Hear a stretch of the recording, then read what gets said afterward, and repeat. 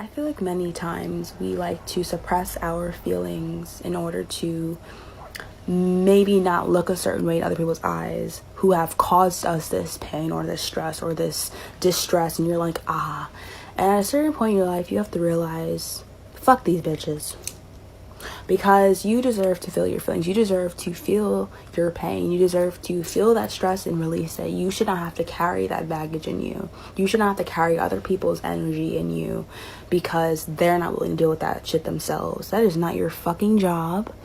And whenever you're feeling stressed solely based on whatever situation you're in, and you feel hopeless and you feel stuck, allow the universe to show up for you. You know that meme when it's like, it's above me? Girl, yes the fuck it is. Allow the universe to show up for you. Say, I allow the universe to show up for me. I allow the universe to show me good things. I allow the universe to make this better. And it will. Trust that it will. But don't carry other people's shit. There are 5 ways to help you practice self-love. Tip number 1, self-care. Taking care of yourself mentally, emotionally, physically, and spiritually is the highest form of self-love and respect. So go for a jog, journal a little bit, monitor the foods that you're putting into your body. Tip number 2, quit negative self-talk. The way that you talk to yourself impacts the way that you do everything. Your words become your actions become your reality. Tip number 3, practice gratitude. When you wake up in the morning, thank your creator for the things that he's done for you, for the people that you have in your life. Tip number 4, know your self-worth. Know who you are, believe in yourself, and know that you have the power and the ability to change the narrative of your life at any given time. Tip number 5, do something that simply makes you happy. And remember, when a little girl is healed, the woman will show herself. So I want to encourage you to step outside your comfort zone. When you get a little bit uncomfortable, that's when God starts to work in your life. That's when he's doing things that, are going to literally help you to be where you're trying to go in your life. Be mindful of how to accept information, but careful not to gossip.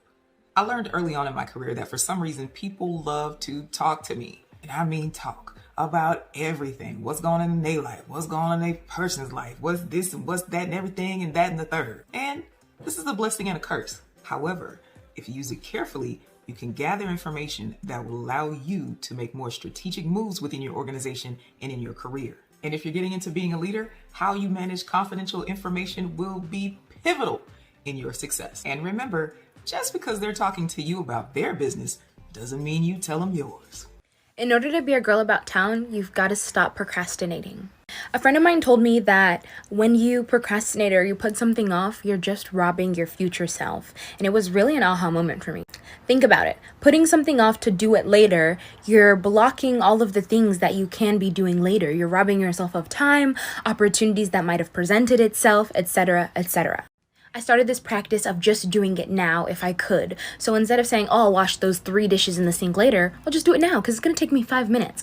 And so even if you can't do a complete task, start it because you're saving yourself time and your future self will thank you. Whereas if you wait, your future self will do the opposite of thank you.